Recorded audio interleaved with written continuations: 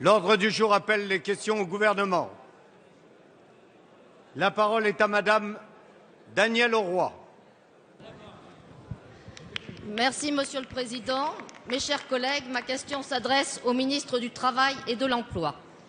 Monsieur le ministre, il nous faut saluer le travail que vous avez accompli pour moraliser la directive européenne sur le détachement des travailleurs dont on connaît aujourd'hui les effets délétères de dumping social. Notre commission des affaires européennes, et notamment nos collègues Guittet, Savary et Piron, avaient d'ailleurs tiré très tôt la sonnette d'alarme à ce sujet. 2 points cruciaux ont été obtenus, une liste ouverte de documents pour l'État et l'administration de contrôle qui en feront la demande, et la création d'une responsabilité conjointe et solidaire du donneur d'ordre dans le secteur du BTP pour les fraudes relevant des sous-traitants. C'est une réelle avancée pour une Europe plus sociale, celle que souhaitent nos concitoyens. Cependant, il restera des pans entiers d'activités qui seront toujours exploités par ces damnés de la terre, dans l'agriculture, les transports, la restauration. La France peut aller plus loin que ce premier pas européen. Pouvez-vous, Monsieur le Ministre, nous en dire plus à ce sujet? Comment concrétisez-vous ces décisions, notamment si vous envisagez de doter les inspecteurs du travail des moyens supplémentaires pour renforcer ces contrôles? Ces abus, qui sont une nouvelle forme d'esclavage, s'exercent en France. Je citerai le carré jaune à Clermont-Ferrand, où certains salariés étaient payés moins de 3 € de l'heure. Mais aussi hors d'Europe, souvenons-nous tous des plus de 1100 morts du Rana Plaza. Nous avons déposé, avec nos collègues Dominique Potier et Philippe Noguès, une proposition projet de loi sur le devoir de vigilance des sociétés mères. Comment pensez-vous, avec vos collègues Madame Bric et Monsieur Canfin, élargir cette responsabilité des donneurs d'ordre vis-à-vis de leurs sous-traitants en Europe et à l'extérieur de l'Europe? Je vous remercie. Merci Madame Auroi. Mes chers collègues, vous avez trop de choses à vous dire les uns les autres, donc il faudrait le faire avec un volume sonore plus faible. Merci. La parole est à Monsieur le ministre Michel Sapin. Merci Monsieur le Président. Merci Madame Danielle Auroi, Madame la députée, d'attirer l'attention de l'Assemblée sur cette question très importante. L'Europe, c'est un espace de libre circulation. Oui, et c'est un des principes fondamentaux de l'Europe. Mais ça ne doit pas être un espace de libre exploitation des salariés. L'Europe, c'est un espace de libre concurrence. Oui, cela fait partie aussi des principes fondamentaux de l'Europe tels que nous l'avons construite ensemble. Mais ça ne doit pas être un espace de concurrence déloyale qui s'appuie sur le dumping social. Et c'est cette question-là qui était posée à l'ensemble des Européens. Nous connaissons les uns et les autres sur le territoire français, mais c'est la même chose en Belgique, c'est la même chose en Hollande, c'est la même chose au Danemark, c'est la même chose au Luxembourg, c'est également la même chose en Allemagne. Ces situations inadmissibles, intolérables, où vous avez des salariés qui sont exploités dans des conditions qui ne sont pas conformes aux grands principes du respect des droits de l'homme. Nous ne pouvons pas accepter non plus que par ce dumping social, des salariés en France perdent leur emploi parce que l'entreprise elle-même a perdu un marché, parce que par le dumping social, un prix plus faible et trop faible a été obtenu par le donneur d'ordre. Et c'est donc pour lutter efficacement contre les fraudes qu'il y avait besoin de cet accord européen, pour que dans chaque pays d'Europe, on lutte avec les mêmes armes et avec la même détermination contre des dispositifs parfois extrêmement sophistiqués qui permettent de faire écran entre le vrai responsable, l'entreprise donneur d'ordre, et les sous-traitants qui ensuite sont aux ordres de cette entreprise. C'est ce qui a été décidé. Des contrôles supplémentaires, des capacités de mise en cause du donneur d'ordre, mais aussi, bien entendu, en France, une nouvelle législation qui vous sera proposée pour transférer ces règles en France très rapidement, et des moyens pour l'inspection du travail et toutes les inspections qui sont nécessaires à la mise en œuvre de ces dispositifs qui seront accordés dans les jours qui viennent. Merci, Monsieur le Ministre. La parole est à Monsieur François Rochebloine. Oui, merci, Monsieur le Président. Ma question s'adresse à Monsieur le Ministre de l'Éducation nationale. Cette semaine a été marquée par un mouvement de grève très suivi des professeurs de classes préparatoires aux grandes écoles, accompagnés d'un grand nombre de leurs élèves. Le fait est suffisamment rare pour qu'ils nous interrogent et, je l'espère, vous interpellent. Ces 8000 professeurs ont souhaité très légitimement exprimer leur désaccord avec le projet pour lequel vous avez relevé l'obligation réglementaire de service, l'ORS, ce qui revient, tous aménagements complémentaires mis à part, à baisser relativement leur salaire. Ce choix est contraire à l'équité et ne traduit pas non plus la modernisation d'une profession réglée par des textes de 1950. C'est en vérité une sorte de port de l'excellence, comme si celle-ci devait nuire à l'égalité républicaine. Sous prétexte de démocratisation du système scolaire, vous déshabillez Pierre pour habiller Paul. Vous faites d'une réalité une fatalité sociale, là où vous pourriez y voir des modèles de la réussite républicaine. Et vous amenez de la déception là où il y a de l'enthousiasme à enseigner. Bref, cette phobie d'une prétendue élite qui, soit dit en passant, compte 30% de boursiers, vous conduit une fois encore à opposer une France à une autre, les professeurs de l'élite aux autres, les nantis aux sacrifiés, l'université aux classes prépa, les quartiers au reste du monde, etc., etc. Monsieur le ministre, pourquoi ne pas reconnaître le travail de tous les enseignants là où ils sont amenés à exercer leur magistère? Pourquoi ne pas les réconcilier plutôt que d'en stigmatiser certains? Alors, monsieur le ministre, même si vous avez affirmé que vous ne reculeriez pas, étonnante conception du dialogue, vous en conviendrez, que comptez-vous faire pour apaiser la colère que vous avez suscitée? Merci. Vincent Peillon, ministre de l'Éducation nationale. Merci, Monsieur le Président. Monsieur le député, je vous remercie de me permettre une fois encore de préciser ce qui est l'objectif que nous poursuivons et que vous souhaitiez vous-même voir poursuivre. Ne pas opposer la démocratisation à l'excellence et être capable en même temps de prendre en compte la nécessité de revoir les statuts de 1950. Vous avez poursuivi cette idée longtemps et d'être capable en même temps de tenir compte des différents rapports que vous citez souvent dans les débats parlementaires de la Cour des comptes.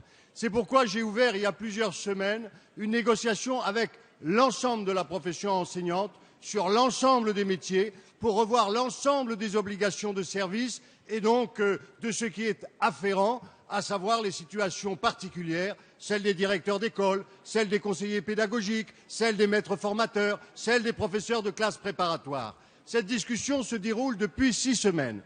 Premier principe, je suis attaché profondément aux classes préparatoires et c'est pourquoi ce gouvernement en a d'ailleurs ouvert à cette rentrée une vingtaine. Deuxième principe, je reconnais le mérite, l'excellence, le dévouement des professeurs de classes préparatoires comme je reconnais le dévouement de tous les professeurs.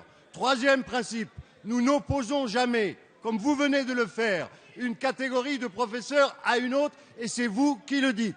Enfin, je tiens à vous dire, les discussions vont se poursuivre. Nous avancerons dans les objectifs de démocratisation et d'excellence pour tous du système. Mais j'aurais aimé aussi qu'un jour, vous soyez capables de vous mobiliser. Quand on supprimait les professeurs des RASED, quand on supprimait l'accueil des moins de 3 ans, quand on supprimait les professeurs des zones d'éducation prioritaire, nous défendons tous les professeurs et nous voulons l'excellence pour tous les élèves.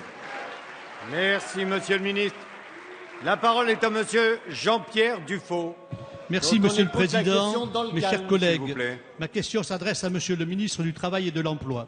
Monsieur le ministre, le 9 décembre, à l'issue de négociations longues et difficiles, les ministres du Travail de l'Union européenne, représentant leurs États, ont trouvé un accord pour lutter contre le dumping social sur le continent. C'est une nouvelle avancée décisive pour la réorientation européenne voulue par le Président de la République. 2 avancées majeures ont été ainsi obtenues par la France. Tout d'abord, la liste des documents à présenter en cas de contrôle a été considérablement renforcée et sera précisée par la loi nationale. Notre groupe déposera une proposition de loi dans ce sens dès janvier. Ensuite, la responsabilisation des entreprises ayant recours à des chaînes de sous-traitants, notamment dans le secteur du bâtiment, va permettre de considérablement limiter les abus.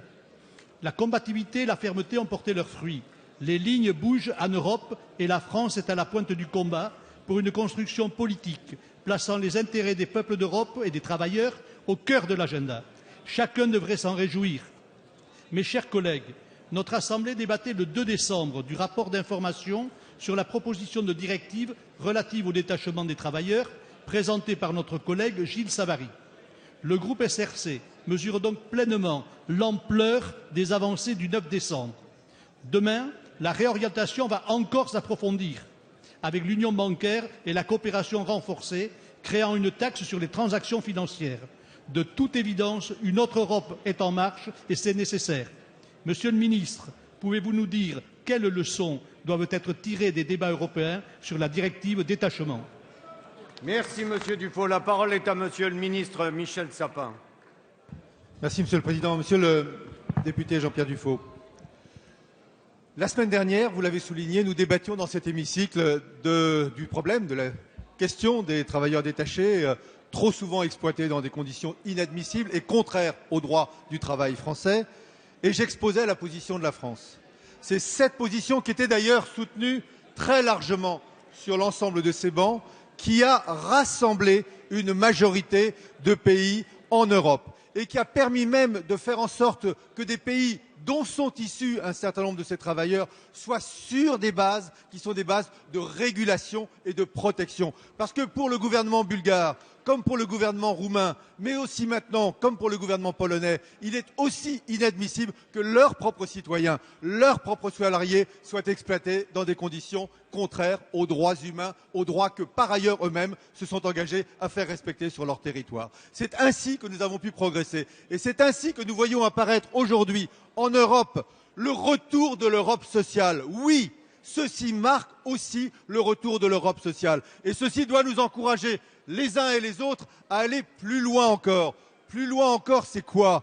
Faire en sorte qu'il y ait un SMIC en Europe, qu'il n'y ait pas des trous blancs sur le territoire européen, parce que ça aussi, ça nourrit le dumping social. Et ce qui se passe en ce moment en Allemagne, cette volonté maintenant commune au parti de CDU comme aux sociodémocrates de mettre en place un SMIC, nous encourage à continuer dans cette voie. Il faut un socle commun de droits minimaux en Europe. L'Europe, c'est un espace économique. L'Europe, c'est une force économique, mais l'Europe, c'est aussi une Europe des valeurs, les valeurs de la liberté, de la démocratie, mais de la protection des salariés contre les exploitations. L'Europe sociale est de retour, nous devons aller plus loin.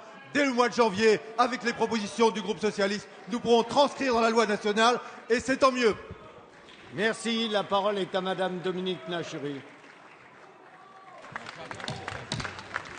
Monsieur le Président, mes chers collègues, ma question s'adresse à Monsieur le ministre de l'Éducation nationale. Ce lundi 9 décembre, les professeurs de classe préparatoire manifestaient devant le lycée Édouard Herriot à Lyon, lycée que vous connaissez bien pour y avoir, je crois, enseigné.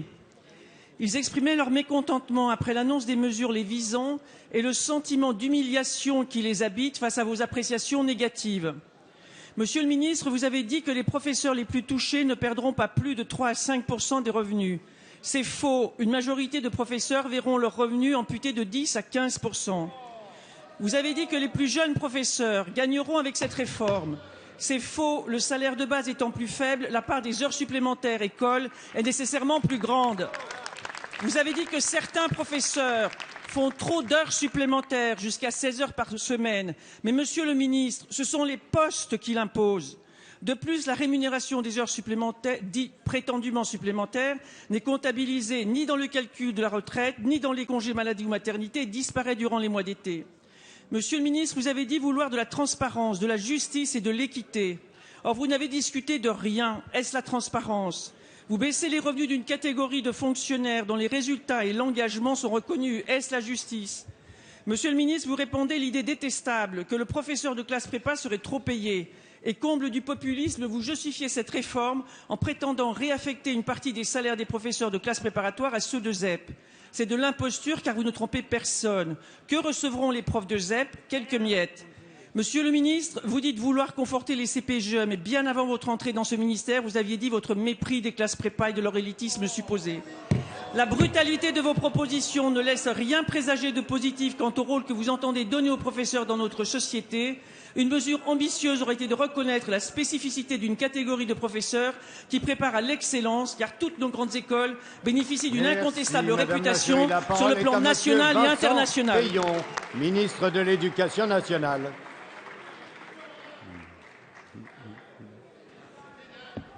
Madame la députée, je voudrais d'abord vous rassurer parce que je sens que vous êtes inquiète pour l'avenir des classes préparatoires. Je vous le redis, nous y sommes attachés. Nous ouvrons des classes préparatoires. ce que nous sommes en train de discuter, et vous dites que nous ne dialoguons pas avec l'ensemble des syndicats, mais l'ensemble des associations des professeurs de classes préparatoires qui étaient encore hier matin au ministère. Ce sont des évolutions nécessaires si nous voulons mettre dans ce système de la transparence, de l'équité, y compris à l'intérieur même des classes préparatoires, où, comme la Cour des comptes l'a observé, il y a de formidables disparités. Il y a des professeurs de classes préparatoires, vous avez raison, qui font 8 heures avec des classes surchargées. Il y en a d'autres qui font 16 heures et qui ont donc 8 heures supplémentaires. L'argument qui consiste à dire « je dois passer de 10 à 8 parce que le travail est exorbitant et dans le même temps fait 8 heures supplémentaires » n'est pas d'une totale cohérence. Et les uns et les autres en conviennent. Dans cette discussion générale sur les métiers, nous avons mis cela sur la table et nous allons poursuivre avec les uns et les autres la discussion. Ils y sont d'ailleurs favorables. La seule chose que je ne veux pas entendre, c'est que nous opposerions une catégorie de professeurs aux autres. C'est vous qui colportez cette idée parce que c'est une idée qui profondément est la vôtre. Vous avez abandonné les élèves en difficulté de ce pays, comme l'a montré le rapport PISA. Et aujourd'hui, vous voulez opposer les professeurs les uns aux autres. Même si nous n'avançons pas sur ce décret, nous poursuivrons sur l'éducation prioritaire et vous verrez que notre action prouvera qu'aujourd'hui, c'est vous qui, une fois de plus, avez menti devant la représentation nationale. La parole est à monsieur Jean-Luc Moudin. Monsieur le Premier ministre, nous sommes à quelques jours de Noël et nous sommes à 20 jours du Nouvel An. On va se souhaiter la bonne année.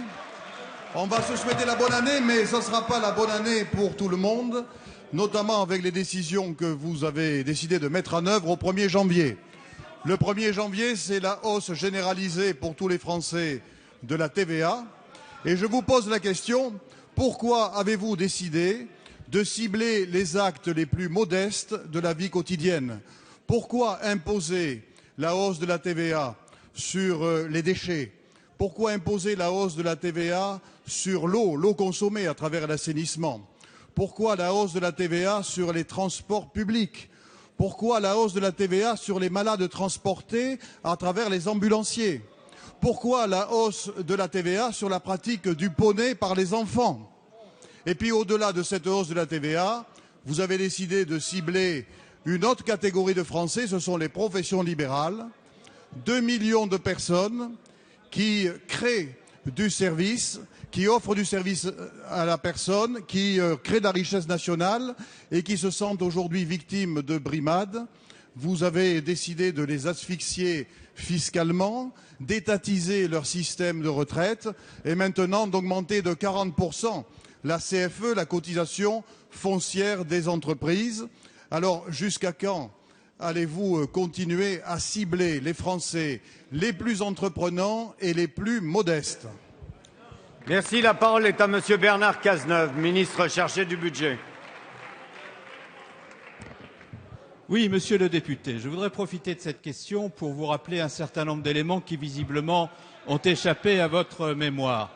D'abord, si nous n'avions pas été élus au mois de mai 2012, le taux de TVA qui s'appliquerait au pays aujourd'hui serait de 1,2%, 21,2%, et par conséquent, c'est 13 milliards qui seraient prélevés sur les Français. Si nous n'avions pas été élus au mois de mai 2012, c'est le programme de monsieur Coplet qui aujourd'hui s'appliquerait, qui propose par ordonnance de transférer près de 20 milliards en quelques semaines des entreprises vers les ménages à travers une augmentation de la TVA qui serait de rien de moins que de 4 points supplémentaires. Alors avec des bilans pareils et des propositions de cette nature, vous devriez être un peu plus modéré dans la manière dont vous posez vos questions. Et vous devriez aussi avoir l'honnêteté de dire à ceux qui nous écoutent que dans le projet de loi de finances pour 2014, il y a une diminution du taux de TVA pour la construction de logements sociaux et pour les petites réparations qui bénéficiera au secteur du bâtiment et des travaux publics, parce que nous avons décidé de faire en sorte que les loyers pour les Français les plus modestes qui obèrent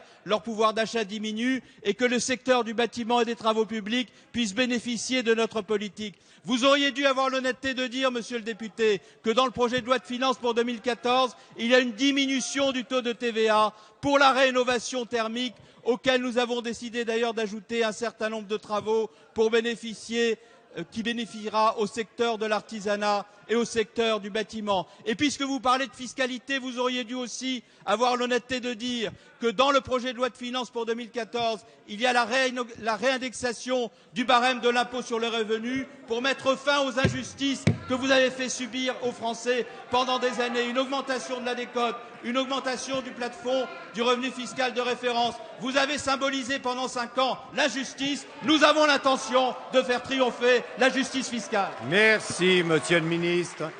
La parole est à monsieur Jean-Pierre Allossery. Ma question s'adresse à monsieur le ministre de l'Éducation nationale.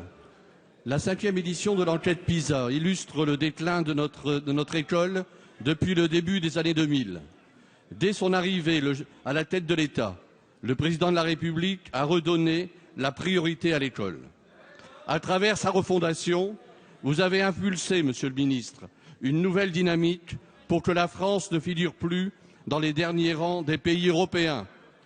Il ne s'agit plus de prendre mesure sur mesure, sans repenser l'ensemble.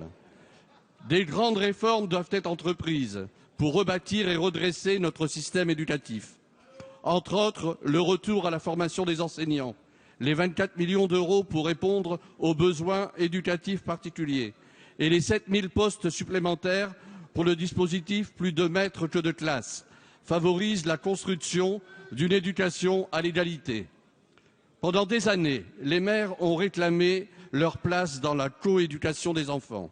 Aujourd'hui, la réforme des rythmes scolaires leur donne cette opportunité en pilotant les projets éducatifs de territoire. L'exemple de la commune d'Hazebrouck, dont je suis maire, est sans équivoque. Près de 80% des enfants scolarisés bénéficient des activités du temps périscolaire. Ils ont ainsi un égal accès à de nouvelles activités et aux équipements sportifs et culturels. En outre, la rédaction du projet éducatif de territoire associe l'ensemble des acteurs de l'éducation. Ces derniers sont désormais convaincus de l'intérêt de se mobiliser tous ensemble pour garantir une cohérence éducative dans les différents temps de vie des enfants. Monsieur le ministre, vous avez installé le comité de suivi de cette réforme. Je souhaite savoir si les projets éducatifs de territoire seront un critère d'évaluation pour mesurer le redressement de notre système éducatif. La parole est à monsieur le ministre de l'Éducation nationale.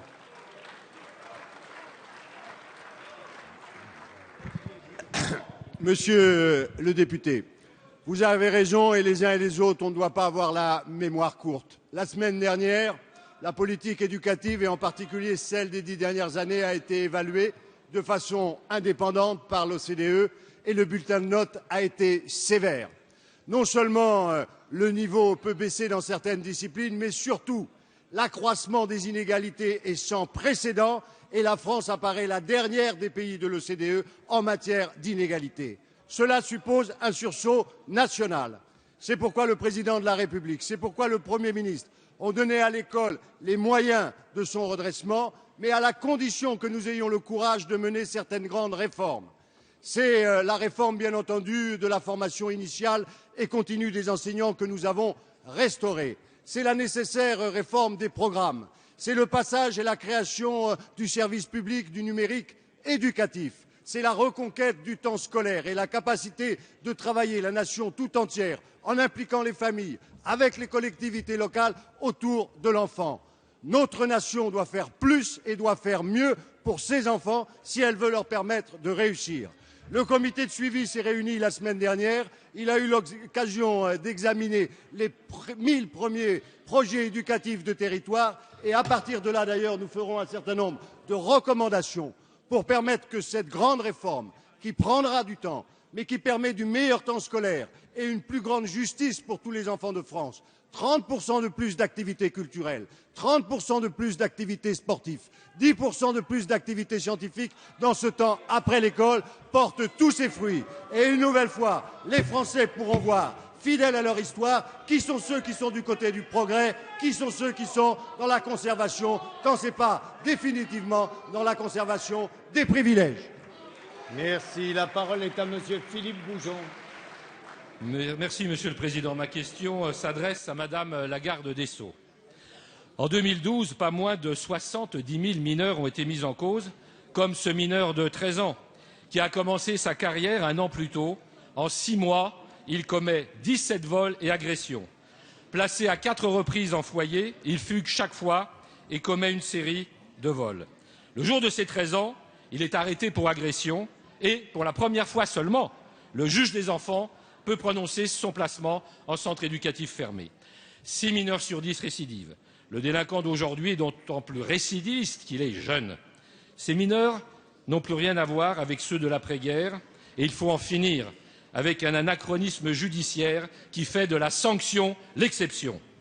C'est pourquoi votre intention de réécrire l'ordonnance de 1945 suscite inquiétude et incompréhension, et d'abord de la part des victimes. Alors que la meilleure des préventions est la certitude de la sanction, vouloir dissocier culpabilité et sanction, reléguant une incarcération adaptée au rang d'ultime recours, faisant échapper à toute poursuite judiciaire les mineurs considérés comme irresponsables au-dessous d'un âge limite, renier l'engagement présidentiel de doubler le nombre de centres éducatifs fermés, supprimer les tribunaux correctionnels pour mineurs auteurs d'actes passibles de plus de 5 ans de prison, priver de crédit le service citoyen pour mineurs délinquants issus de la loi Ciotti, vous engagera dans la voie de l'absence de réponse pénale. Déjà, pour être condamné en France, il faut avoir été présenté de nombreuses fois devant les tribunaux sans aucune certitude que la sanction soit exécutée. Par votre réforme, vous érigez ce qui a échoué avec les mineurs comme un modèle d'avenir. Loin de permettre à la justice de les remettre dans le droit chemin, elle aboutira à une explosion de la délinquance des mineurs. Madame la garde des Sceaux, allez-vous encore poursuivre dans la voie dangereuse du laxisme et de l'impunité généralisée? La parole est à Madame Christiane Taubira, garde des Sceaux, ministre de la Justice. Monsieur le Président, Mesdames, Messieurs les députés, Monsieur le député Philippe Goujon, la situation que vous évoquez et que vous prenez comme un paradigme, je vous rappelle évidemment, est survenue sous votre responsabilité d'une part, et les indications que vous donnez dans les conditions de prise en charge relèvent des lois que vous avez adoptées également.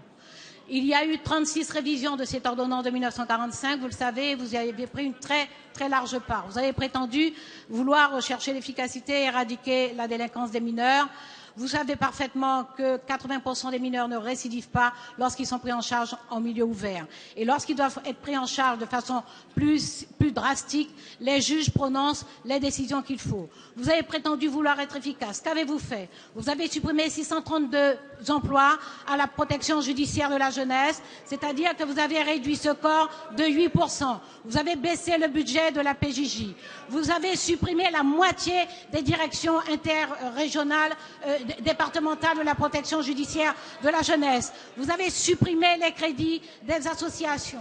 Monsieur le député, nous remettons de la lisibilité dans l'ordonnance de 1945. Nous tenons à la spécialisation de la justice des mineurs parce que nous voulons l'efficacité dans les sanctions, dans les mesures éducatives, dans les sanctions éducatives et dans les sanctions plus contraignantes. Nous voulons rattraper ces mineurs, contrairement à vous. Nous mettons déjà les moyens.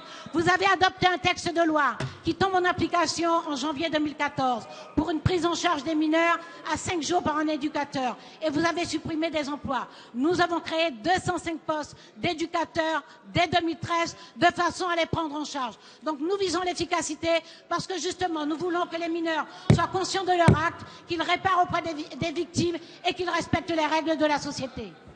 Merci Madame la Ministre. La parole est à Monsieur Nicolas Sansu. Merci Monsieur le Président.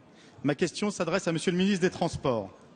Parmi ses atouts majeurs en termes d'attractivité, la France dispose d'un réseau d'infrastructures, d'un maillage ferroviaire important, d'un opérateur public et de cheminots compétents et soucieux de l'intérêt général. Cette organisation intégrée a été un élément essentiel de notre développement économique.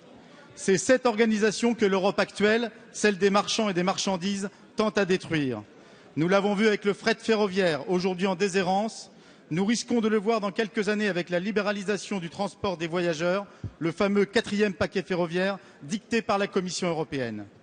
À l'inverse, les 3 organisations syndicales représentant les 3/4 des salariés de la SNCF et de RFF qui appellent à cesser le travail demain plaident pour un service public rénové, efficace, garant de tous les territoires. Aussi, la réforme ferroviaire que vous engagez, Monsieur le Ministre, suscite interrogations et inquiétudes. Face à l'accélération de la dégradation des infrastructures, face au dysfonctionnement de l'exploitation, face à la suspension de la taxe poids lourds, il y a urgence à mettre en œuvre une réforme ambitieuse intégrant les questions du désendettement et d'organisation du pôle ferroviaire.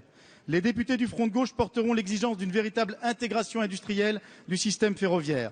Il est tout à fait eurocompatible de replacer les infrastructures et l'exploitation sous l'égide de la seule SNCF.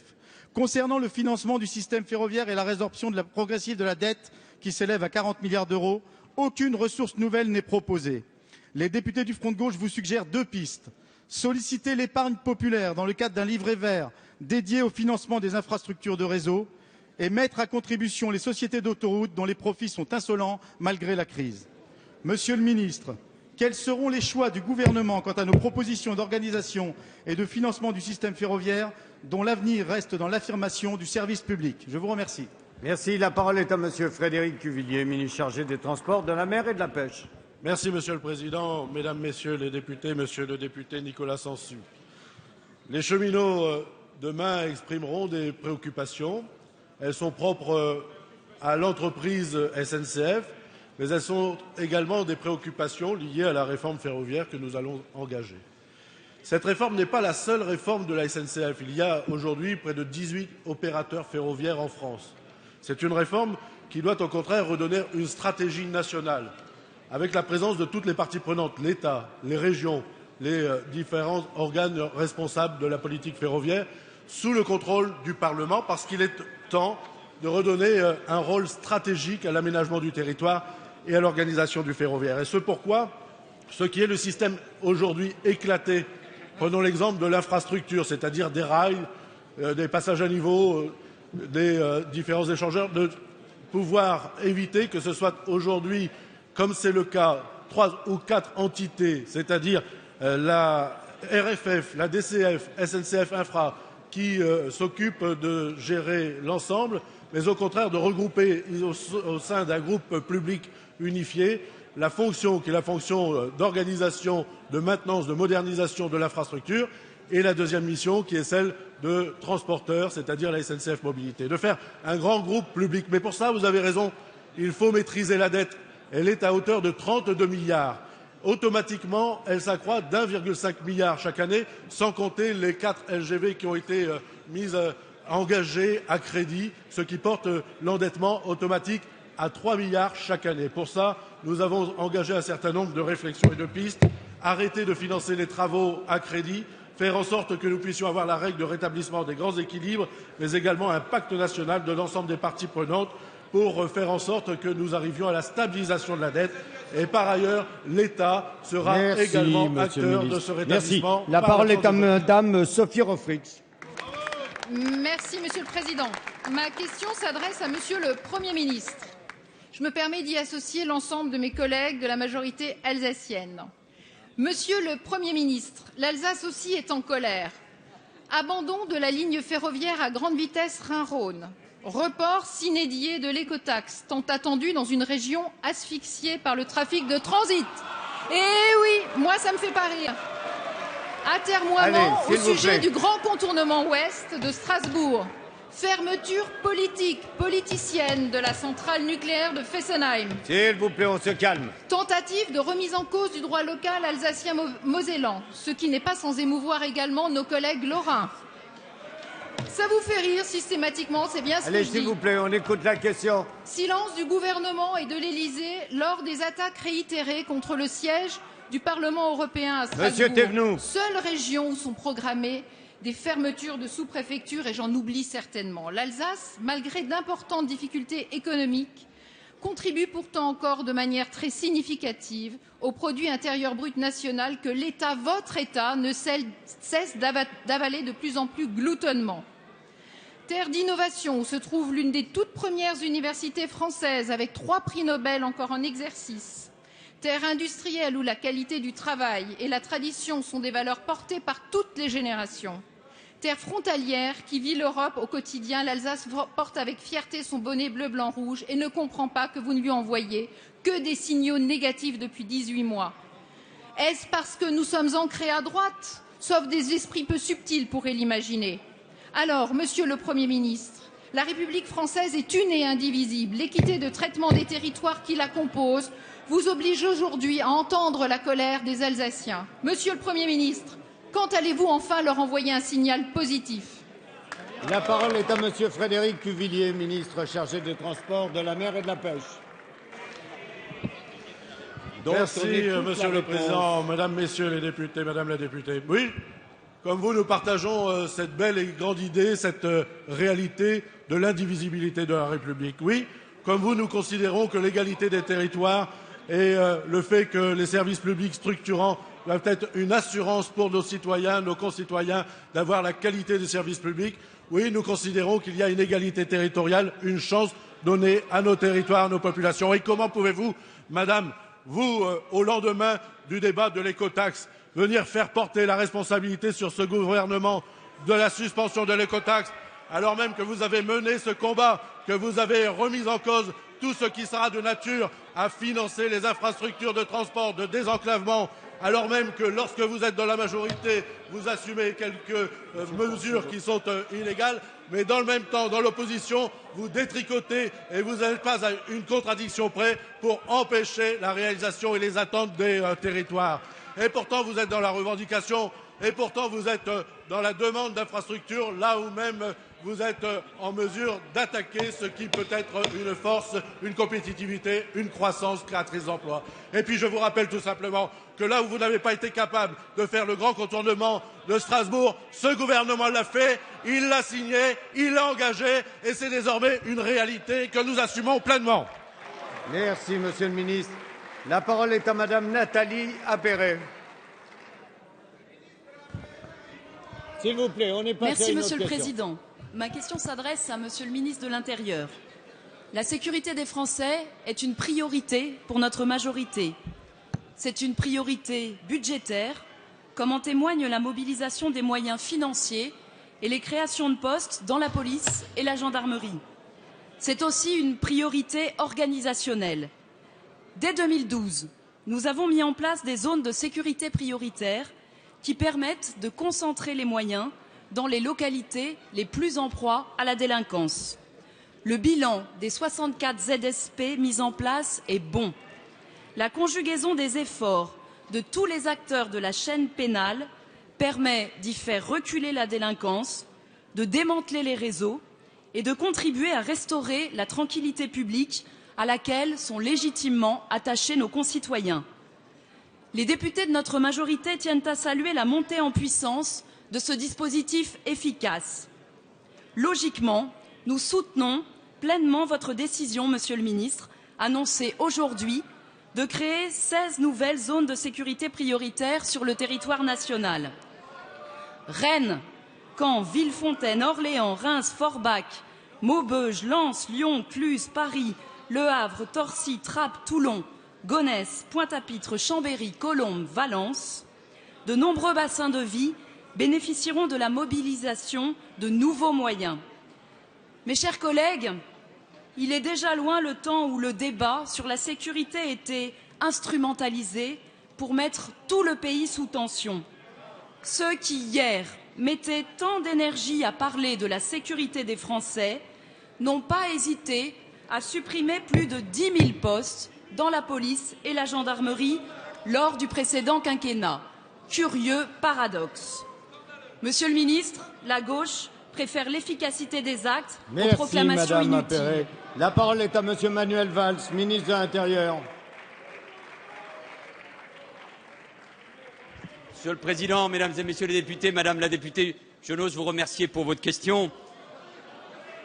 Vous avez eu raison de rappeler quel était l'engagement du gouvernement depuis 18 mois. Nous créons une zone de sécurité prioritaire à Rennes et ce matin, avec la garde des Sceaux, nous avons annoncé 15 autres zones de sécurité prioritaires, en plus de celle de Rennes, plus 4 dispositifs existants qui seront étendus. C'est en effet un engagement du Président de la République. Nous avons créé 64 zones de sécurité prioritaires avant les annonces de ce matin, qui s'appuient sur la fin des suppressions de postes, vous l'avez souligné, la création de postes de policiers et de gendarmes 400 à 500 par an, et puis une augmentation modeste, mais une augmentation, contrairement à ce qui s'était passé au cours de ces dernières années, des budgets de fonctionnement et d'investissement de la police et de la gendarmerie. Il s'agit de lutter contre les violences, de lutter contre les trafics de drogue, de lutter contre les cambriolages, avec une nouvelle méthode qui s'assoit sur un partenariat efficace entre les forces de l'ordre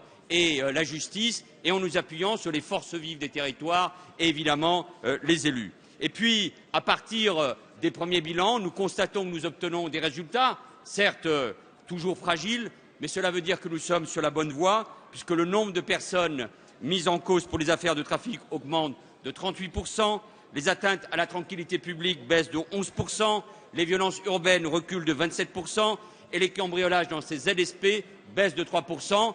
À Rennes comme ailleurs, j'ai la conviction que nous sommes sur la bonne voie et que les résultats que je viens d'évoquer trouveront là aussi une concrétisation grâce à la mobilisation de tous et en faisant de la sécurité non pas un sujet de discorde, mais un sujet de rassemblement, parce que c'est ce que les Français attendent. Je vous remercie. Merci.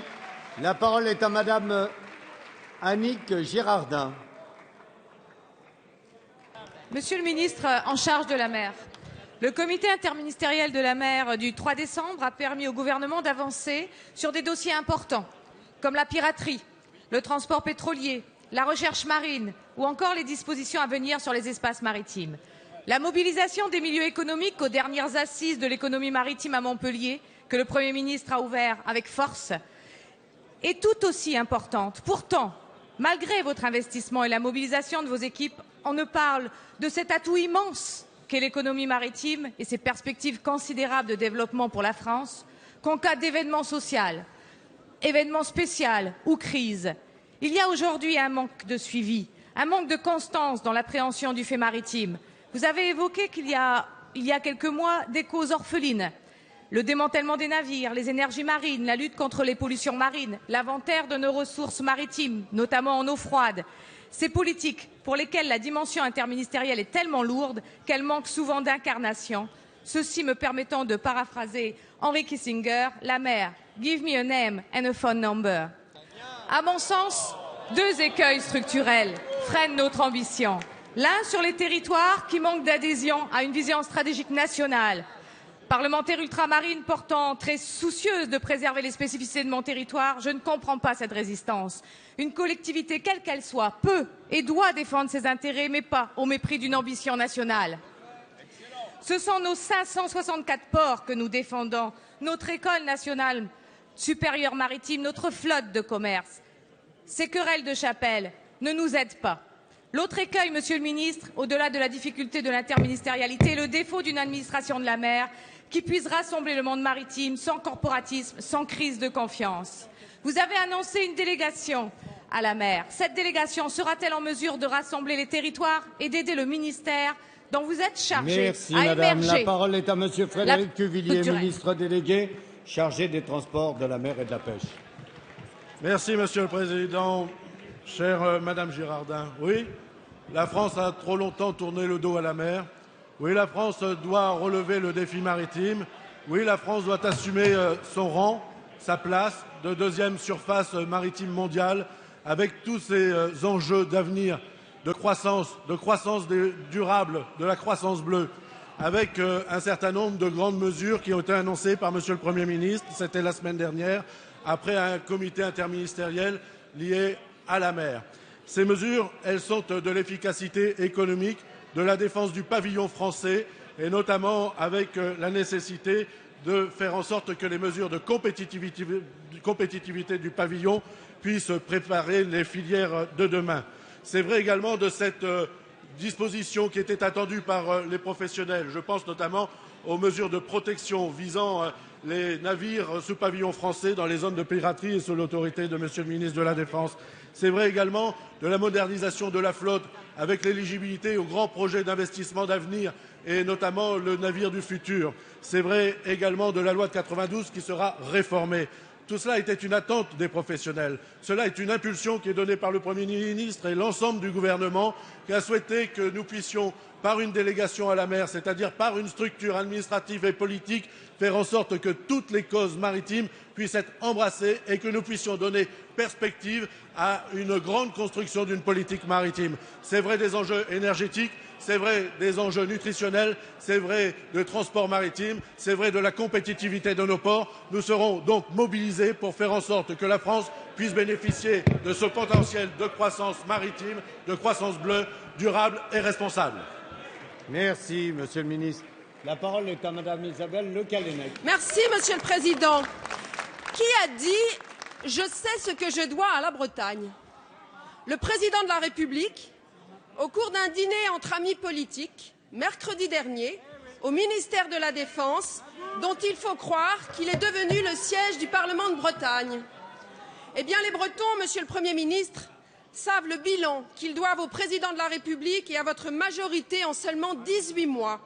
Plus de chômage, plus d'impôts et moins de pouvoir d'achat. Alors, sauf votre respect, ce n'est pas à coup de choc, de pacte et de com' que vous calmerez la colère qui s'exprime chaque jour dans toutes les régions de France. Ne voyez-vous pas que la confiance est rompue ? Pour exemple, ce pacte d'avenir pour la Bretagne qui suscite tant de critiques de toutes parts et pour cause. C'est une compilation d'orientations nationales et régionales déjà connues, assorties de financements qui, au mieux, étaient déjà fléchés, au pire, n'existent pas. Rien sur la répartition des moyens, rien sur le calendrier de mise en œuvre, rien sur le pilotage de l'action publique, mais surtout si peu de considération pour les contributions concrètes des acteurs socio-professionnels et encore moins pour le plan Orsec des députés UMP bretons ici présents, mais nous avons l'habitude. L'avis émis hier par le Conseil économique et social devrait sonner comme un avertissement, avec une majorité d'abstention et de vote contre. Le Conseil régional se prononcera à partir de demain. Là encore, vous savez très bien qu'il n'y aura pas unanimité. Et pourtant, votre venue à Rennes pour signer le fameux pacte est déjà programmée ce vendredi 13. Cette méthode du fait accompli est vécue par les agriculteurs, les artisans, les commerçants et les salariés comme un pur déni de démocratie. Alors ma question est simple, Monsieur le Premier ministre. Allez-vous passer en force ou écouter, mais surtout entendre ces forces vives qui font la richesse des territoires, proposent une vision de l'avenir et ne demandent qu'à jouer collectif? La parole est à Monsieur Stéphane Le Foll, ministre de l'Agriculture, de l'Agroalimentaire et de la Forêt. Dont on écoute la réponse. Monsieur le Président, Madame la députée, vous avez interpellé le Premier ministre qui se rendra en Bretagne, vous l'avez noté, le vendredi 13. Vous avez dit, avec force de caractère, que personne n'avait été écouté dans la préparation du travail du pacte d'avenir.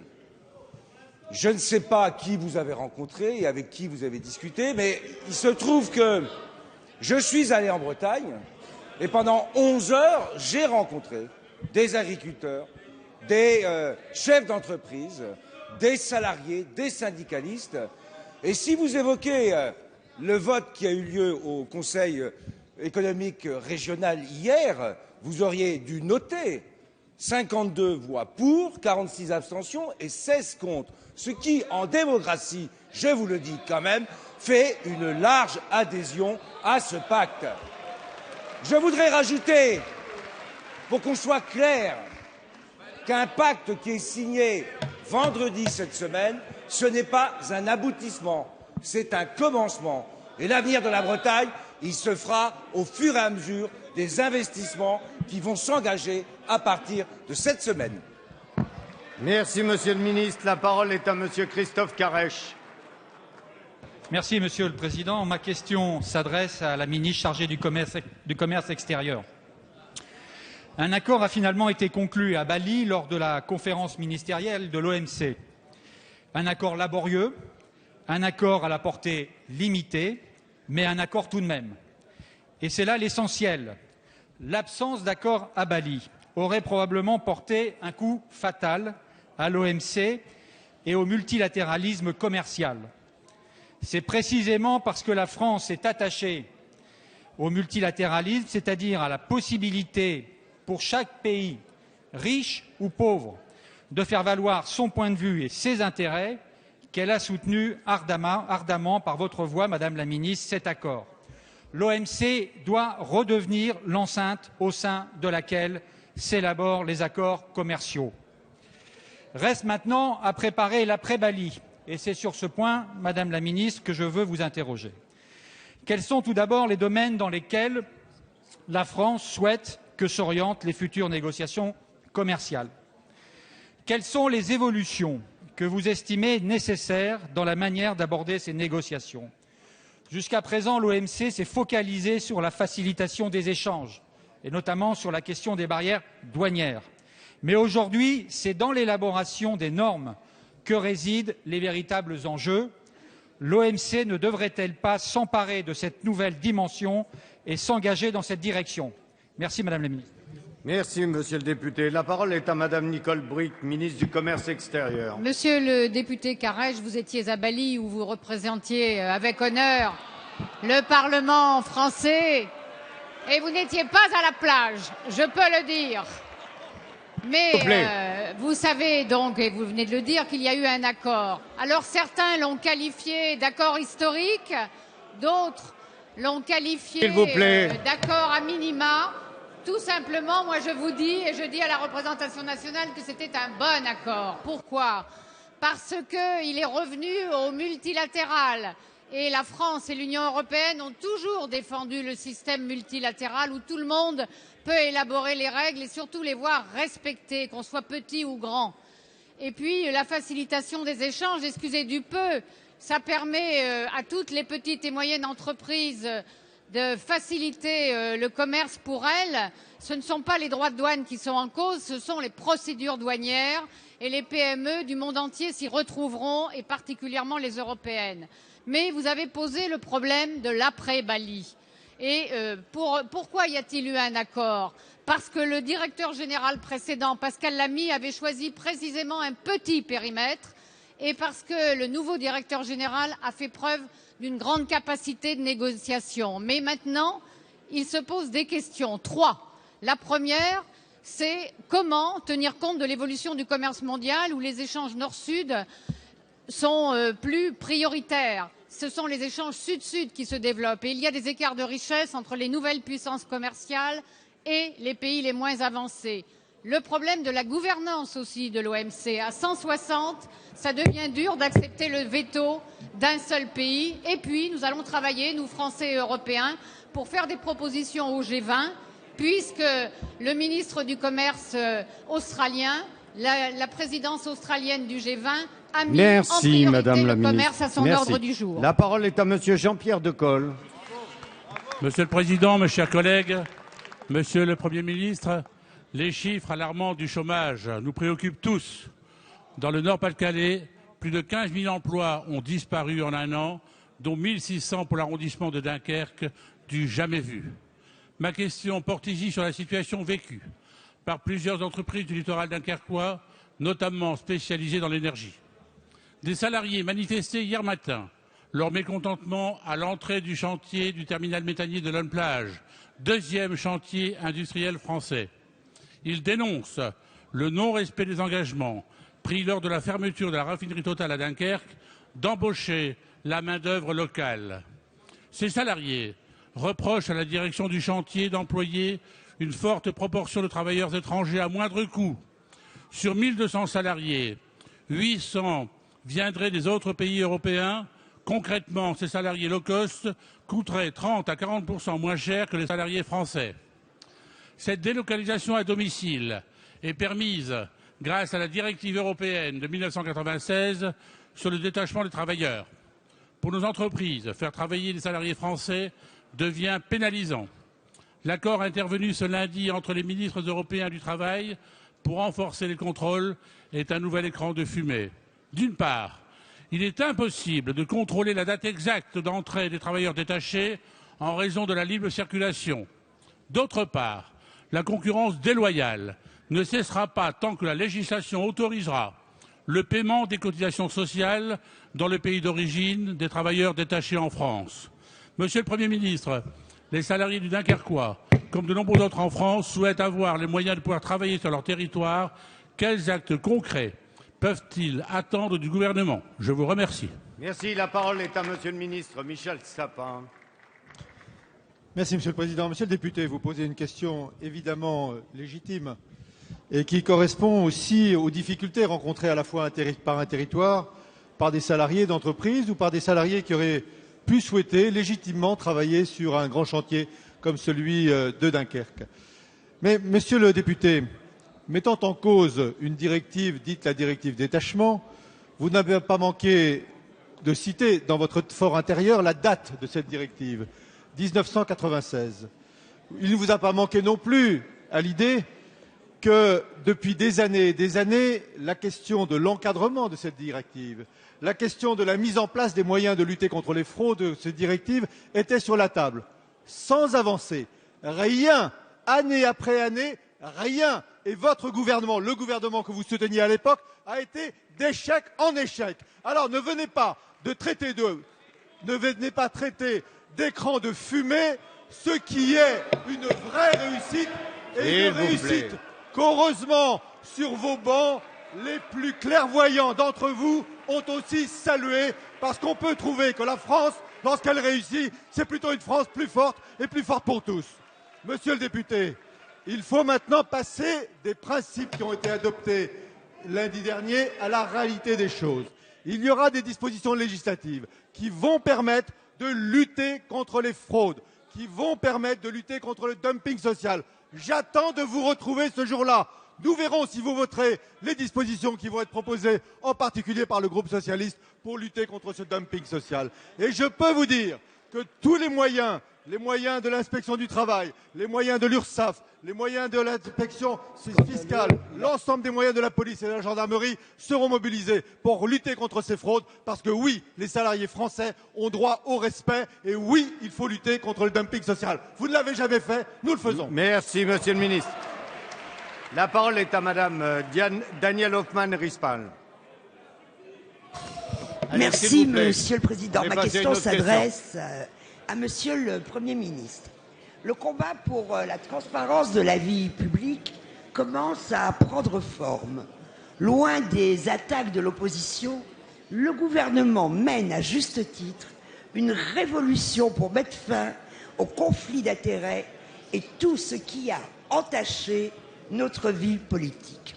L'objectif est de faire honneur à nos concitoyennes et à nos concitoyens qui ont perdu confiance en nous, femmes et hommes, élus de tous bords. À cet effet, la représentation nationale a voté récemment la loi sur la transparence de la vie publique, incluant la création d'une haute autorité. Elle sera indépendante, disposera de compétences et de pouvoirs étendus. Elle pourra publier, par exemple, au journal officiel, tout manquement détecté et transmettre ses rapports à la justice. Les associations anticorruption auront de plus un droit de saisine directe de cette haute autorité, répondant ainsi à une revendication de longue date. L'agence Transparency International a par ailleurs salué les efforts de la France en la matière et nous nous en félicitons. Le président de la République a proposé dernièrement la nomination de Jean-Louis Nadal, ancien procureur général à la Cour de cassation, pour la présidence de cette instance. Monsieur le Premier ministre, les manquements de quelques-uns ont jeté le discrédit sur nous toutes et tous. Nous sommes fiers de votre gouvernement qui mettra fin à toutes ces dérives. Pouvez-vous expliquer devant la représentation nationale quelles sont les missions exactes de cette haute autorité de transparence et l'agenda de sa mise en place? Je vous remercie. Merci. La parole est à Monsieur Alain Vidalis, ministre chargé des Relations avec le Parlement. Merci, Monsieur le Président. Merci, Madame la députée, de cette question pour le suivi des lois du 11 octobre 2013 qui marquent une étape décisive dans l'amélioration du dispositif français de prévention et de répression des atteintes à la probité publique. Cette démarche a le soutien des Français. Aussi, on peut souhaiter que la faute de quelques-uns ne jettera plus l'opprobre contre tous les autres qui exercent leur mandat ou leur fonction dans le respect de la loi. L'ambition du législateur, comme du gouvernement, a d'abord été de rétablir la confiance des citoyens, mais surtout de créer un garant de cette confiance, la Haute Autorité pour la transparence de la vie publique. Je puis donc vous assurer, Madame la députée, que le Président de la République et le Premier ministre sont attentifs à ce que ce dispositif nouveau entre en vigueur sans délai et avec les moyens adéquats. C'est ainsi, vous l'avez rappelé, que ce matin même, conformément à la procédure définie à l'article 13 de notre Constitution, les deux assemblées se sont prononcées sur la candidature de M. Nadal à la présidence de cette haute autorité. À cette date, l'ensemble du collège sera d'ailleurs désigné la semaine prochaine. Avant la fin de l'année, tous les décrets seront publiés et la haute autorité pourra entrer en application. La haute autorité pourra mener ses fonctions de contrôle, mais aussi et surtout de conseil, de pédagogie, en ce qui concerne les intérêts détenus et l'évolution des patrimoines des 9000 plus hauts responsables publics du pays, car il ne faut pas réduire son action aux seuls élus. Ainsi, comme hier pour le Comité national d'éthique, le gouvernement souhaite que demain cette haute autorité devienne une référence pour la qualité de notre démocratie et contribuer à renouer le lien de confiance entre les Français et leurs responsables publics. Merci, Monsieur le Ministre. La séance des questions au gouvernement est terminée. La séance est suspendue.